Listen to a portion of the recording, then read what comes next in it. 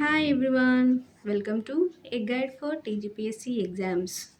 ఈ వీడియోలో మనం తెలంగాణ రైతు గిరిజన తిరుగుబాట్ల గురించి డిస్కస్ చేస్తామండి. సో తెలంగాణ రైతు గిరిజన తిరుగుబాట్లలో భాగంగా ఫస్ట్ బిట్ చూసుకున్నట్టయితే మనము కొలనుపాక రైతుల పోరాటం గురించి మనం డిస్కస్ చేస్తాం. సో కొలనుపాక రైతుల పోరాటం ఎక్కడ జరిగింది అని అంటే భువనగిరి తాలూకా ఆలేరు సమీపాన అండి. సో ఎక్కడుంది ఈ కొలనుపాక అనేది ఇంపార్టెంట్. భువనగిరి తాలూకా ఆలేరు సమీపాన. మరి ఈ కొలనుపాక గ్రామస్తులు ఎవరు ఫేమస్ వ్యక్తులు అని అంటే మనకి ఆరుట్ల లక్ష్మీనరసింహారెడ్డి, ఆరుట్ల రామచంద్రారెడ్డి ఈ కొలనుపాక గ్రామస్తులను గుర్తుంచుకోవాలండి. సో ఈ కొలనుపాక గ్రామస్తులు ఎవరు, అది ఎక్కడ ఉంది అనేది ఇంపార్టెంట్. నెక్స్ట్ బిట్ వచ్చేసరికి మనకి కొలనుపాక జాగీర్దార్ ఎవరు. సో నేను ఈ పోరాటం గురించి నేను ఈ 2 బిట్స్లో కవర్ చేశానండి. ఫస్ట్ బిట్, సెకండ్ బిట్లో. అంటే డైరెక్ట్గా నేను అది థియరీ లాగా చెప్పకుండా మీకు బిట్స్ రూపంలో చెప్తే ఇంకెక్కువ గుర్తుంటుందని చెప్పి నేను 2 బిట్స్లో నేను ఈ పోరాటం గురించి నేను కవర్ చేశాను. సో కొలనుపాక జాగీర్దార్ ఎవరండి? నవాజ్ తురాజ్ యార్జంగ్. సో ఈయన ఏం చేశాడు నవాజ్ తురాజ్ యార్జంగ్ అంటే దళితులను ముస్లింలుగా మార్చి బలవంతపు మత మార్పిడి కార్యక్రమాన్ని చేపట్టాడండి. అంటే ఎవరిని ముస్లింలుగా మారుస్తున్నాడండి? హిందువుల్లోని దళితులను. సో వాళ్ళని ముస్లింలుగా మార్చే బలవంతపు మత మార్పిడి కార్యక్రమాన్ని చేపట్టినాడు కనుక ఈ నవాజ్ తురాజ్ యార్జంగ్. సో ఈ బలవంతపు మత మార్పిడి కార్యక్రమమే కొలనుపాక రైతుల పోరాటానికి కారణం అనేది ఇక్కడ గుర్తుంచుకోవాలి. సో ఈ కొలనుపాక జాగీర్దార్ ఏం చేశాడండి? బలవంతపు మత మార్పిడి కార్యక్రమాన్ని చేపట్టిండు. ఎవరిని మత మార్పిడి చేయించాడండి? దళితుల్ని ముస్లింలాగా. సో ఈ నవాజ్ తురాజ్ యార్జంగ్ ఇలా చేస్తున్నాడని చెప్పి ఆ కొలనుపాక గ్రామస్తులైనటువంటి ఆరుట్ల లక్ష్మీనరసింహారెడ్డి, ఆరుట్ల రామచంద్రారెడ్డి మొదలైన వారు మనకి ఈ జాగీర్దార్కి వ్యతిరేకంగా మనకి పోరాటం చేశారు. ఆ పోరాటాన్ని మనము కొలనుపాక రైతుల పోరాటం అంటాము. సో ఇది ఎక్కడ జరిగింది అనేది ఇంపార్టెంట్. భువనగిరి తాలూకా ఆలేరు సమీపాన. నెక్స్ట్ బిట్ వచ్చేసరికి మనకు బేతవోలు రైతుల పోరాటం అండి. సో ఈ బేతవోలు రైతుల పోరాటాన్ని మనం 4 బిట్స్లో కవర్ చేసాము. ఈ బేతవోలు రైతుల పోరాటం మనకి ఎక్కడ జరిగిందండి? ఇది ఒక జమీందార్ ప్రాంతం అండి. బేతవోలు రైతుల పోరాటం జరిగిన ప్రాంతం ఏది అంటే ఒక జమీందార్ ప్రాంతము. అంటే జమీందార్ కింద ఉన్నటువంటి ప్రాంతం. సో జమీందార్ ప్రాంతం అంటే ఏంటంటే కొన్ని మక్త గ్రామాల సముదాయాన్ని మనం జమీందార్ ప్రాంతము అంటాం. సో ఇది ఎక్కడుంది అంటే నల్గొండలోని హుజూర్ నగర్లో ఉందండి. సో బేతవోలు ఎక్కడుందండి? నల్గొండలోని హుజూర్ నగర్లో ఉంది. సో ఇది ప్రస్తుతం ఎక్కడ అంటే సూర్యాపేట జిల్లాలో ఉంది. అప్పుడు నల్గొండ జిల్లాలో ఉంది, ఇప్పుడు సూర్యాపేట జిల్లాలో ఉందని తెలుసుకోవాలి. నెక్స్ట్ బిట్ వచ్చేసరికి మనకి బేతవోలు మక్తేదార్ ఎవరు అని అంటే మనకి తడకమల్ల సీతారామచంద్రరావు. సో ఈయన ఏం చేశాడంటే అక్రమ పన్నులు విధించాడండి. రైతులపైన, గిరిజనులపైన అక్రమ పన్నులు విధించి బాగా వేధించాడు కాబట్టి ఈ బేతవోలు రైతులందరూ కలిసి ఈ మక్తేదారు తడకమల్ల చంద్రారావుకి వ్యతిరేకంగా పోరాటం చేశారు. సో దీన్ని మనం బేతవోలు రైతుల పోరాటం అని డిస్కస్ చేస్తున్నాం. ఇది ఎక్కడ జరిగిందండి? నల్గొండలోని హుజూర్ నగర్లో. ఇది ప్రస్తుతం సూర్యాపేటలో ఉందని గుర్తుంచుకోవాలి. నెక్స్ట్ బిట్ వచ్చేసరికి బేతవోలు రైతు పోరాటంలో రైతుల పక్షాన ఎవరున్నారు, జమీందార్ పక్షాన ఎవరున్నారు అని మనం చూసుకున్నట్టయితే కనుక మనకి రైతుల పక్షాన ఎవరున్నారంటే లీడర్ అమృతారెడ్డి ఉంది అండి. సో ఈ అమృతారెడ్డి మనకి సూర్యాపేటకు సంబంధించిన వ్యక్తి. నెక్స్ట్ జమీందార్ పక్షాన ఎవరున్నారు అని అంటే వేములపల్లి వెంకటకృష్ణ అనే వ్యక్తి ఉన్నారు. సో బేతవోలు రైతు పోరాటంలో రైతుల పక్షాన ఎవరున్నారు, జమీందార్ పక్షాన ఎవరున్నారు అనేది మనం గుర్తుంచుకోవాల్సిన విషయం కాబట్టి ఈ బిట్ మనం ఫ్రేమ్ చేసాం. నెక్స్ట్ బిట్ వచ్చేసరికి మనకి బేతవోలు రైతు పోరాటంలో రైతుల పక్షాన నిలిచిన బేతవోలు పట్వారి ఎవరు? సో మనకి బేతవోలు రైతు పోరాటంలో లీడర్ అమృతారెడ్డితో పాటు బేతవోలు పట్వారి అయినటువంటి ప్రగడ రాజగోపాలరావు కూడా మనకి ఈ రైతుల పోరాటంలో రైతు పక్షాన నిల్చున్నాడండి. సో ఇది ఇంపార్టెంట్, ఇక్కడ గుర్తుంచుకోవాలి. ఎవరండి? ప్రగడ రాజగోపాలరావు. నెక్స్ట్ బిట్ వచ్చేసరికి మనకి విష్ణురు దేశ్ముఖ్కి వ్యతిరేకంగా షేక్ బందగి భూ పోరాటం గురించి మనం డిస్కస్ చేస్తాము. సో ఈ షేక్ బందగి భూ పోరాటం అనేది చాలా చాలా ఇంపార్టెంట్ అండి. సో దాన్ని మనం ఇప్పుడు ఈ 7th బిట్ నుంచి డిస్కస్ చేస్తాము. విష్ణురు దేశ్ముఖ్కి వ్యతిరేకంగా షేక్ బందగి పోరాటం, మనకు భూ పోరాటం అనేది ఎక్కడ జరిగింది అంటే జనగామ తాలూకా విష్ణూరు గ్రామంలో అండి. ఏ తాలూకా అండి? జనగామ తాలూకా విష్ణూరు గ్రామం. ఆ దేశ్ముఖ్ మరి విష్ణూరు గ్రామ దేశ్ముఖ్ ఎవరండి అంటే అప్పుడు మనకి రాపాక రామచంద్రారెడ్డి. ఈయన చాలా ఇంపార్టెంట్ వ్యక్తి అండి. షేక్ బందగి అండ్ రాపాక రామచంద్రారెడ్డి. సో మనం రిపీటెడ్గా ఈయన గురించి చాలా విషయాల్లో మనం డిస్కస్ చేస్తాం కాబట్టి మనం ఖచ్చితంగా గుర్తుంచుకోవాల్సిన వ్యక్తి రాపాక రామచంద్రారెడ్డి. ఎవరండి? విష్ణు దేశ్ముఖ్. నెక్స్ట్ బిట్ వచ్చేసరికి మనకి షేక్ బందగి గ్రామం ఏంటి మరి అని అంటే కామారెడ్డిగూడెం అండి. షేక్ బందగి ఒక గ్రామం, కామారెడ్డి గ్రామము. విష్ణూరు గ్రామం దేశ్ముఖ్ ఎవరంటే రాపాక రామచంద్రారెడ్డి. ఈ షేక్ బందగి షేక్ బందగి గ్రామం కామారెడ్డిగూడెం కదండి. సో ఈయన ఆ కామారెడ్డిగూడెంలో ఒక పేద ముస్లిం రైతు ఈయన షేక్ బందగి అనే వ్యక్తి. వీళ్ళు 5 అన్నదమ్ములండి. షేక్ బందగికి 4 అన్నదమ్ములు ఉన్నారు. మొత్తం 5 అన్నదమ్ములు వీళ్ళు షేక్ బందగి వాళ్ళ కుటుంబంలో. సో వాళ్ళ పెద్ద అన్నయ్య ఏంటంటే ఈ షేక్ బందగి వాళ్ళ పెద్దన్నయ్య మనకి విష్ణు దేశ్ముఖ్ దగ్గర గుమస్తాగా పనిచేస్తున్నాడు. సో ఈ 5 అన్నదమ్ముల్లో ఈ షేక్ బందగి వాళ్ళ పెద్దన్నయ్య విష్ణు దేశ్ముఖ్ దగ్గర గుమస్తాగా పనిచేస్తున్నాడు అనేది ఇక్కడ గుర్తుంచుకోవాలి. విష్ణు దేశ్ముఖ్ మనకి ఎక్కడున్నాడండి? మనకి జనగామ తాలూకా విష్ణూరు గ్రామంలో ఉన్నాడు. ఈ షేక్ బందగి కుటుంబం ఎక్కడుందండి? షేక్ బందగి కుటుంబం కామారెడ్డిగూడెంలో ఉంది. అంటే ఒకటే ఏరియా, కాకపోతే ఊరు వేరు అనేది గుర్తుంచుకోవాలి. షేక్ బందగి గ్రామం కామారెడ్డిగూడెము అనేది గుర్తుంచుకోవాలి. విష్ణూరు గ్రామం అని కన్ఫ్యూజ్ అవ్వకూడదని మళ్ళీ చెప్తున్నాను. నెక్స్ట్ బిట్ వచ్చేసరికి మనకి ఇప్పుడు ఇక్కడ మనకు బ్యాక్‌డ్రాప్ స్టోరీ తెలవాలి అండి. ఏంటి అని అంటే షేక్ బందగి వాళ్ళు మనకి 5 అన్నదమ్ములు అని చదువుకున్నాం కదండీ. 5 అన్నదమ్ములు ఎక్కడ అంటే వీళ్ళది కామారెడ్డిగూడెం అండి. సో ఈ కామారెడ్డిగూడెంలో ఉన్నటువంటి షేక్ బందగి కుటుంబంలో ఉన్నటువంటి 5 అన్నదమ్ముల్లో పెద్ద అతను మనకి విష్ణు దేశ్ముఖ్ దగ్గర గుమస్తాగా పనిచేస్తున్నాడు. అయితే వీళ్ళు భూమి పంచుకున్నప్పుడు వీళ్ళ అన్నయ్య వాట వీళ్ళ అన్నయ్యకి వెళ్ళిందండి. వీళ్ళ పెద్దన్నయ్య వాట. వాళ్ళ పెద్దన్నయ్య ఏం చేసిండు, ఆయనకు వచ్చిన వాట అమ్ముకొని మరియు వీళ్ళ 4 అన్నదమ్ముల యొక్క వాటాను కూడా ఈయన అక్రమంగా తీసుకుందాము వాళ్ళని మోసం చేసి అన్న కుట్రతోటి ఆయన విష్ణు దేశ్ముఖ్‌ని ఆశ్రయించాడండి. ఎందుకనంటే విష్ణు దేశ్ముఖ్ దగ్గరే కదా ఆయన గుమస్తాగా పనిచేస్తుంది. సో ఈ విష్ణు దేశ్ముఖ్ అండతోటి వీళ్ళ అన్నదమ్ములను మోసం చేసి వాళ్ళ భూమి కూడా కాజేద్దామని ఈయన ట్రై చేసినాడు. ట్రై చేస్తే విష్ణు దేశ్ముఖ్ కూడా ఆయన దగ్గర ఉన్న గుమస్తా అయినటువంటి వాళ్ళ పెద్దన్నయ్యకి సపోర్ట్ చేశాడండి. సో దీన్ని ఈయన షేక్ బందగి ఒప్పుకోలేదు. షేక్ బందగి ఏంటి మిగతా 3 అన్నదమ్ముల వైపున పోరాడిండు ఈయన. ఈయన ఒప్పుకోకుండా ఏంటి కోర్టులో కేసేస్తే కోర్టు తీర్పు మాత్రం ఈయన షేక్ బందగికే మనకి అనుకూలంగా వచ్చిందండి తీర్పు. సో ఆ తీర్పు వచ్చిన రోజు ఆ తీర్పు ఒక నకలను తీసుకోవడానికి షేక్ బందగి బస్ స్టాండ్‌కి వెళ్తా ఉంటే మార్గ మధ్యంలో ఈ విష్ణు దేశ్ముఖ్ యొక్క గూండాలు షేక్ బందగిని హత్య చేశారనేది మనం గుర్తుంచుకోవాలి. ఎందుకు హత్య చేయించాడు విష్ణు దేశ్ముఖ్ అంటే విష్ణు దేశ్ముఖ్ వాళ్ళ పెద్దన్నయ్యకి సపోర్ట్ చేశాడు కదా అండి. సపోర్ట్ చేసినప్పటికి కూడా ఈయన కోర్టుకెళ్ళి వాళ్ళ వైపు తీర్పు తెచ్చుకున్నాడన్న కోపంతో ఆయన దాన్ని గిల్టీగా ఫీల్ అయ్యి షేక్ బందగిని హత్య చేయాలని నిర్ణయించుకున్నాడని దాన్ని అవమానంగా భావించి సో ఇది దీని బ్యాక్‌డ్రాప్ స్టోరీ. ఎందుకు షేక్ బందగిని చంపారు అనేది. నెక్స్ట్ షేక్ బందగి హత్య జరిగింది ఎక్కడ అనంటే మనకి షేక్ బందగి హత్య జరిగింది ఎప్పుడు అనంటే 1940 జూలై 26 అండి. సో 1940లో మనకి షేక్ బందగిని హత్య చేశారు అనేది మనం ఇక్కడ గుర్తుంచుకోవాలి. నెక్స్ట్ బిట్ వచ్చేసరికి మనకి మునుగోడు రైతుల తిరుగుబాటు అండి.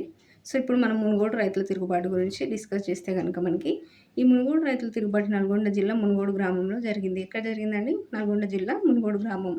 ఈ మునుగోడు గ్రామ దేశ్ముఖ్ ఎవరు మరి అంటే కంచర్ల రామిరెడ్డి అండి. ఎవరండి? కంచర్ల రామిరెడ్డి. గుర్తుంచుకోవాలి. మునుగోడు రైతుల తిరుగుబాటు జరిగింది మనకి నల్గొండ జిల్లా మునుగోడు గ్రామం అయితే మనకి ఆ మునుగోడు గ్రామం యొక్క దేశముఖ్ వచ్చేసరికి కంచర్ల రామిరెడ్డి. అయితే కంచర్ల రామిరెడ్డి బాగా పేద ప్రజల్ని అక్రమంగా దోచుకొని వాళ్ళని బాగా ఇబ్బందులకు గురి చేసినాడండి. సో ఆ ఇబ్బందులను తట్టుకోలేని జనాలు ఏం చేశారంటే మనకి ఈ కంచర్ల రామిరెడ్డిని చంపేసి ఆయనను ఒక కచ్చడం బండిలో వేశారు. చంపి కచ్చడం బండిలో వేశారు అనేది మనం ఇక్కడ గుర్తుంచుకోవాలి. ఎవరిని? కంచర్ల రామిరెడ్డిని. మనకి మునుగోడు రైతుల తిరుగుబాటు ఇంతే అండి. ఎక్కడ జరిగింది, ఎవరి మీద జరిగింది అనేది. నెక్స్ట్ పరిటాల రైతు పోరాటం అండి. ఈ పరిటాల రైతు పోరాటం అనేది మనకి పరిటాల జాగీర్దార్లో జరిగింది. ఈ పరిటాల జాగీర్దార్ ఎక్కడుంది మరి అని అంటే మనకి నిజాం రాజ్యము ప్లస్ ఆంధ్ర రాష్ట్రం యొక్క మధ్య ఉన్నదండి. సో నిజాం రాజ్యానికి ఆంధ్ర రాష్ట్రానికి మధ్యగా ఉంది అనేది గుర్తుంచుకోవాలి. ఇది ఈ పరిటాల జాగీర్దారు. సో ఏంటంటే ఈ రెండింటి మధ్యలో ఉండేసరికి ఇది పూర్తిగా నిజాం రాజ్యం యొక్క కింద లేదు. అదేవిధంగా ఆంధ్ర రాష్ట్రం యొక్క కింద లేదు. వీళ్ళకి ఎక్కువ ఫ్రీడమ్ ఉందన్నమాట. ఇక్కడ ఎవరి సూపర్విజన్ అనేది లేకుండా వీళ్ళకి ఎక్కువ ఫ్రీడమ్ ఉండి ఈయన ఎక్కువ అక్రమాలకి పాల్పడ్డాడు ఈ పరిటాల జాగీర్దారు. ఎవరు అంటే ఈ పరిటాల జాగీర్దారు మనకి నవాబ్ కమాల్ యార్జంగ్ అండి. ఎవరు? నవాబ్ కమాల్ యార్జంగ్. ఈయన మనకి ప్రజలు బాగా దోచుకున్నాడు, బాగా ఇబ్బందులకు గురి చేసినాడు.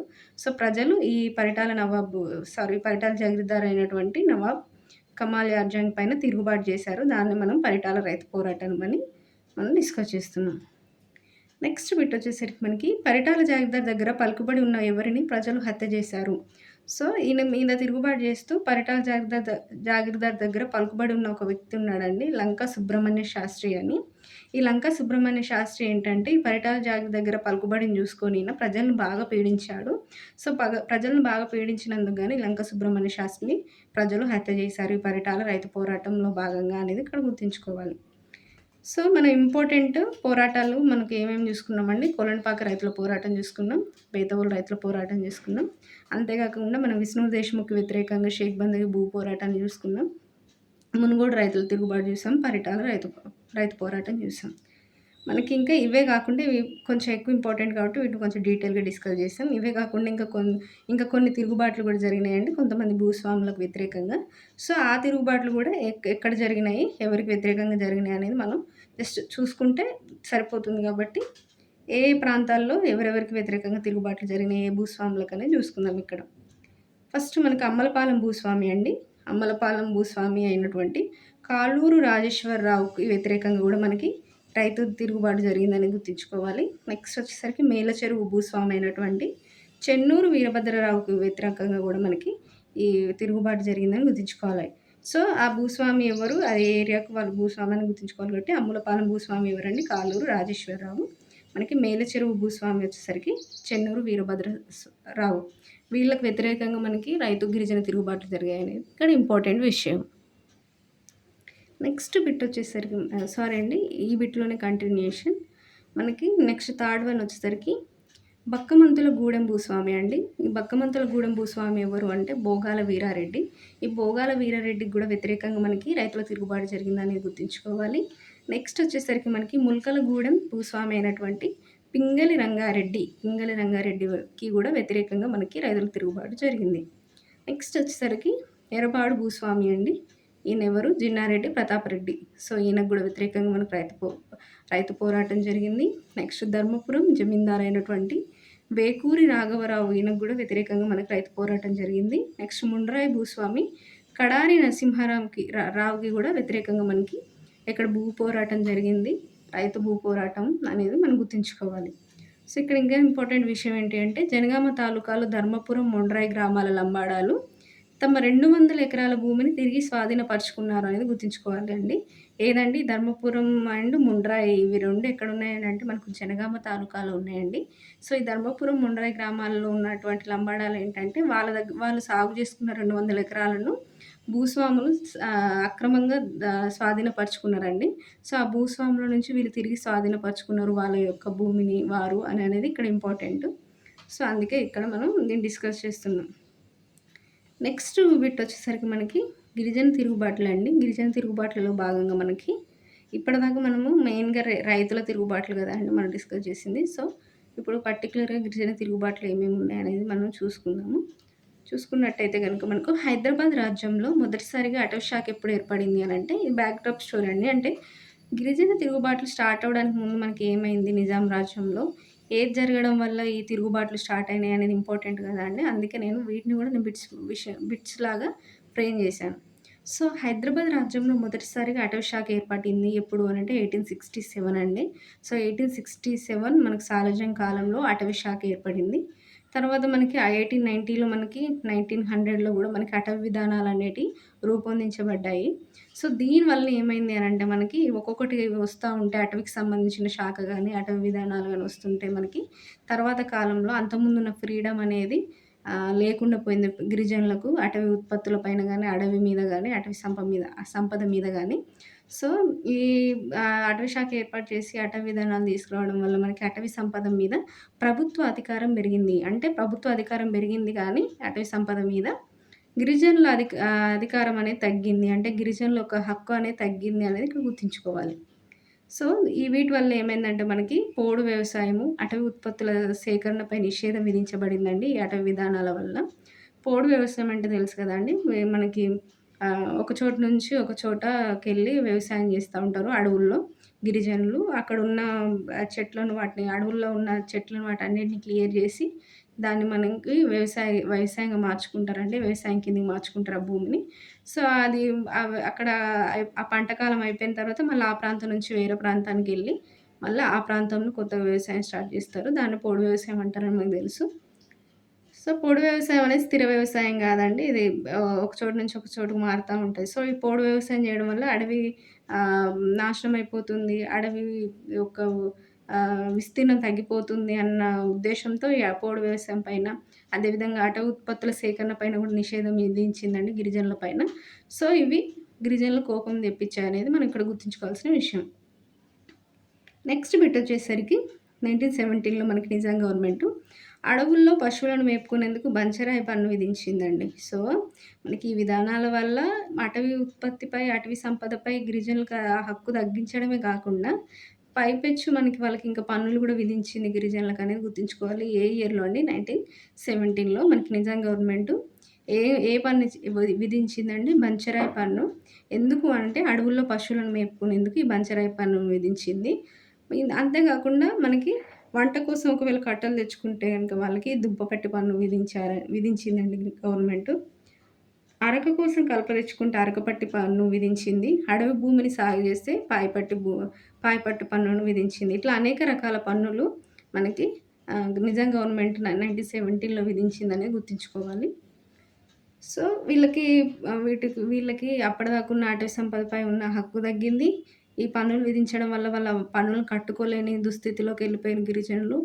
సో, ఇవన్నీ ఈ కారణాలన్నీ మనకి గిరిజన తిరుగుబాట్లకు కారణమయ్యాయని గుర్తుంచుకోవాలి. సో, మనకి నెక్స్ట్ బిట్ వచ్చేసరికి రామ్‌జీ గోండ్ తిరుగుబాటు అండి. ఇది చాలా చాలా ఇంపార్టెంటు. ఈ బిట్ మనకి అంటే ఎప్పుడు జరిగింది, ఏ టైంలో జరిగిందనేది మనకి రిపీటెడ్‌గా అడిగే క్వెషన్ కాబట్టి, ఏ టైంలో జరిగిందనేది గుర్తుంచుకోవాలి. రామ్‌జీ గోండ్ తిరుగుబాటు మనకి 1857-60 మధ్యలో జరిగిందండి రామ్‌జీ గోండ్ తిరుగుబాటు. ఎక్కడ అంటే ఆదిలాబాద్ జిల్లా జనగాం. ఇప్పుడు దాన్ని ఆసిఫాబాద్ అని కూడా పిలుస్తాం. సో, ఆదిలాబాద్ జిల్లా జనగాంలో జరిగింది రామ్‌జీ గోండ్ తిరుగుబాటు ఎప్పుడండి? 1857-60 మధ్యలో. సో, ఈ రామ్‌జీ గోండ్ ఎవరు అంటే మనకి బ్రిటిష్ వారిపై తిరుగుబాటు లేవనెత్తిన తొలి గిరిజన పోరాట యోధుడు. సో, బ్రిటిష్ వారిపై తిరుగుబాటు లేవనెత్తిన తొలి గిరిజన పోరాట యోధుడు ఎవరండి? రామ్‌జీ గోండ్. సో, ఇప్పుడు అనేక కారణాలు డిస్కస్ చేసుకున్నాం కదండీ! అనేక కారణాల వల్ల ఈయన రామ్‌జీ గోండ్ అనే వ్యక్తి మనకు బ్రిటిష్ వారిపై తిరుగుబాటు లేవనెత్తిండు. అంతేకాకుండా మనకు నిజాం గవర్నమెంట్ మీద కూడా ఈయన తిరుగుబాటు లేవనెత్తిండు అనేది మనం ఇక్కడ డిస్కస్ చేసుకుంటున్నాం. సో, మనకి ఏం జరిగిందంటే ఈ టైంలోనే 1857-60 ఈ మధ్యలోనే మనకి 1857లో ఇండియాలో మనకి 1857 సిపాయిల తిరుగుబాటు అనేది జరిగింది కదండీ! సో, అప్పుడు 1857 తిరుగుబాటు నాయకుడైనటువంటి తాంతియా తోపే నాయకత్వంలోని రోహిల్లా సిపాయిలు. సో, మనకిక్కడ అప్పుడే మనకు సైమల్టేనియస్‌గా 1857 తిరుగుబాటు జరుగుతుంది గదా అండి! ఆ తిరుగుబాటులోని నాయకుడైనటువంటి తాంతియా తోపే నాయకత్వంలోని రోహిల్లా సిపాయిలు మనకి ఆదిలాబాద్‌లోకొచ్చారండి. సో, ఆదిలాబాద్‌లో అప్పుడు ఎవరున్నారు? ఇక్కడ మనకి రామ్‌జీ గోండ్ గదండీ! ఆదిలాబాద్ జిల్లా జనగాంలో ఉన్నది. సో, ఆదిలాబాద్‌లోకి ప్రవేశించి మనకి నిర్మల్ కేంద్రంగా వీళ్ళు బ్రిటిష్ వారికి వ్యతిరేకంగా పోరాడారు అని గుర్తుంచుకోవాలి. ఎవరి సైన్యం అండి? తాంతియా తోపే నాయకత్వంలోని రోహిల్లా సిపాయిలు. సో, వీళ్ళు మనకి ఆదిలాబాద్‌లోకి ప్రవేశించి నిర్మల్ కేంద్రంగా బ్రిటిష్ వారికి వ్యతిరేకంగా పోరాడారు. అంటే అప్పుడే వీళ్ళు ఆదిలాబాద్ జిల్లాలో జనగాం గ్రామంలో ఉన్నటువంటి మనకి రామ్‌జీ గోండ్‌తో పాటు వీళ్ళు కలిసిపోయి అంటే ఈయన కూడా రామ్‌జీ గోండ్ కూడా బ్రిటిష్ వారిపై తిరుగుబాటు చేశాడు కదండీ! సో, రామ్‌జీ గోండ్ ప్లస్ ఈ తాంతియా తోపే నాయకత్వంలోని రోహిల్లా సిపాయిలు కూడా మనకి వీళ్ళందరూ కలిసిపోయి వీళ్ళ ఉమ్మడి లక్ష్యమైనటువంటి బ్రిటిష్ వారిపై తిరుగుబాటును వీళ్ళు కంటిన్యూ చేశారనేది ఇక్కడ మనకి ఇంపార్టెంట్ విషయం. నెక్స్ట్ బిట్ వచ్చేసరికి మనకి 1857-60 మధ్య గోండి గిరిజనులు, రోహిల్లా అనే ముస్లింలు రామ్‌జీ గోండ్, హాజీ రోహిల్లా నాయకత్వంలో తిరుగుబాటు ప్రారంభించారు. సో, అదే కదండీ మనం కూడా ఇప్పటిదాకా డిస్కస్ చేసింది. ఈ రామ్‌జీ గోండ్ తిరుగుబాటు జరిగింది 1857-60. సో, ఈ మధ్య మన గోండు గిరిజనులు అంటే ఎవరండి? మన రామ్‌జీ గోండ్ యొక్క ప్రజలు ఎవరైతే ఆయనకు అండగా నిల్చున్నారో, సపోర్ట్ చేసినారో ఆ గోండు గిరిజనులు. అంతేకాకుండా రోహిల్లా అనే ముస్లింలు ఇప్పుడు ఈ తాంతియా తోపే నాయకత్వంలో రోహిల్లా సిపాయిలు వచ్చారు ఆదిలాబాద్‌లోకి అనుకున్నాం కదా! సో, ఆ రోహిల్లా అనే ముస్లింలు వాళ్ళు ఎవరి నాయకత్వంలో తిరుగుబాటు ప్రారంభించారు అంటే మనకి ఈ గోండు గిరిజనులకు నాయకుడైనటువంటి రామ్‌జీ గోండ్, రోహిల్లా అనే ముస్లింలకు హాజీ రోహిల్లా అనే వ్యక్తి నాయకత్వంలో తిరుగుబాటు ప్రారంభించారనేది గుర్తుంచుకోవాలి. ఎవరి నాయకత్వంలో తిరుగుబాటు ప్రారంభించారనేది. సో, వీళ్ళు నిర్మల్ రాజధానిగా కొంతకాలం స్వయంపాలన కూడా చేపట్టారని గుర్తుంచుకోవాలండి. నిర్మల్ రాజధానిగా కొంతకాలం స్వయంపాలన కూడా చేశారు వీళ్ళు. నెక్స్ట్ బిట్ వచ్చేసరికి మనకి గిరిజనుల తిరుగుబాటును అణచడానికి బ్రిటిష్ వారు ఆ సైనికాధికారి నాయకత్వంలో సైన్యాన్ని నిర్మల్ ప్రాంతానికి పంపారు. సో, వీళ్ళిక్కడ తి బ్రిటిష్ వారికి వ్యతిరేకంగా, అదేవిధంగా నిజాం గవర్నమెంట్‌కి వ్యతిరేకంగా వీళ్ళు తిరుగుబాటు చేస్తున్నారు కాబట్టి, ఈ గిరిజనులను అణచడానికి అంత తిరుగుబాటు చేయడంతో పాటు వీళ్ళు నిర్మల్ రాజధానిగా వీళ్ళు వాళ్ళ స్వయంపాలన కూడా చేపట్టుకున్నారు గదండీ! సో, దీన్ని వీళ్ళు అణచడానికి బ్రిటిష్ వారు మనకి కల్నల్ రాబర్ట్ అనే వ్యక్తి యొక్క నాయకత్వంలో సైన్యాన్ని నిర్మల్ ప్రాంతానికి పంపారండి. గిరిజనుల తిరుగుబాటును అణచడానికి అని గుర్తుంచుకోవాలి. ఎవరి నాయకత్వంలో అండి? Colonel Robert. నెక్స్ట్ బిట్ వచ్చేసరికి మనకి చివరి వరకు పోరాడిన రామ్జీ గోండ్‌తో సహా ఈ కల్నల్ రాబర్ట్‌ని ఇక్కడ పంపించారు గదా అండి!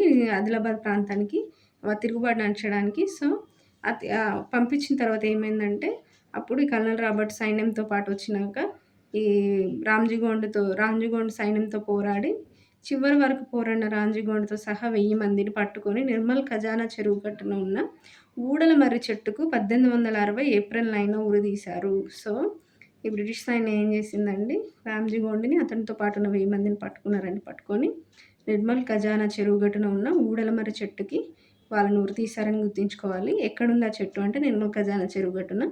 ఏ రోజున ఉరితీశారంటే 1860 ఏప్రిల్ 9న. సో, ఆ ఊడలమర్రి చెట్టుకు వీళ్ళని ఉరితీసి చంపడం వల్ల మనకి అప్పటినుంచి ఇది 1000 ఊరిల మర్రిగా ప్రసిద్ధి చెందిందండి ఆ ఊడలమర్రి చెట్టు. 1000 ఊరిల మర్రి. 1000 ఊరిలంటే అక్కడ 1000 మందిని ఉరితీసి చంపారు కాబట్టి 1000 ఊరిల మర్రిగా ఇది ప్రసిద్ధి చెందింది ఆ ఊడలమర్రి చెట్టు అనేది ఇక్కడ మనం గుర్తుంచుకోవాల్సిన విషయం.